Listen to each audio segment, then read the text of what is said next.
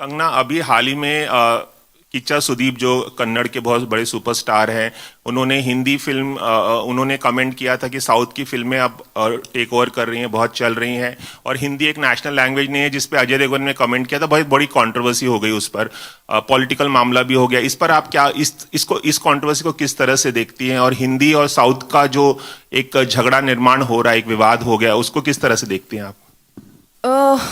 There is no, अगर आप चाहते हैं कि आपको मैं एक डायरेक्ट आंसर दे दूं, there is no direct answer to this, जबकि आप मेरी स्टेटमेंट से निकाल लेंगे एक डायरेक्ट आंसर खुद ही।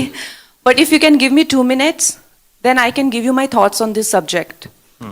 यू नो, तो हमारा जो भी हमारा सिस्टम है, सोसाइटी है, उसमें of course we are a country of lot of diversity on languages and cultures, you know, and हर एक का एक जन्म सिद्ध अधिकार है कि वो अपने, चाहे मैं पहाड़ी हूँ, मैं अपने कल्चर पे, अपनी लैंग्वेज पे गर्व महसूस करूं।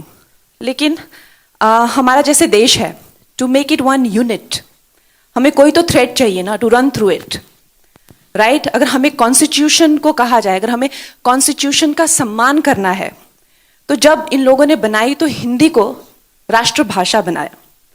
अब जब आप कहते हैं कि मुझे as Tamil is actually older than Hindi, लेकिन उससे भी ओल्डर है संस्कृत। अगर आप मुझसे मेरा बयान पूछना चाहते हैं, तो I think the national language should be Sanskrit, क्योंकि कन्नड़ा से, तमिल से लेके गुजराती से लेके हिंदी, सब उसी के से आई हुई हैं। तो संस्कृत को ना लेके हिंदी को क्यों बनाया, उसका जवाब मेरे पास नहीं है, राइट। वो उस टाइम के लिए हुए डिसीजंस हैं। लेकिन जब खालिस्तान की मांग होती है, जो वो कहते हैं कि हम हिंदी को नहीं मानते हैं, तो जब युवाओं को भटकाया जाता है, it's not about that, they are denying the constitution, you understand that. तो जब आप कहते हैं कि मुझे तमिल, वो तमिल का भी मूवमेंट हुआ था, they wanted a separate nation, जब आप कहते हैं बंगाल रिपब्लिक की मांग करते हैं और कहते हैं कि I don't consider Hindi as a language, then you are not denying Hindi, what you are denying is Delhi being the centre of the government, understand. So इस चीज के बहुत ज्यादा लेयर्स हैं। तो जब आप इस चीज पे बात करते हैं, तो आपको इन सब लेयर्स का अंदाजा होना चाहिए। तो जब आप हिंदी को डिनाई करते हैं, तो जो भी हमारा कॉन्स्टिट्यूशन है, दिल्ली की सरकार को आप डिनाई कर रहे हैं, राइट। एम आई राइट और रॉन्ग? आप दिल्ली को नहीं मानते, क्योंकि हमारा संविधान, चाहे सुप्रीम कोर्ट हो, चाहे किसी तरह के एक्ट बने, चाहे दिल्ली में जो भी सरकार करती है वो हिंदी में ही करती है ना।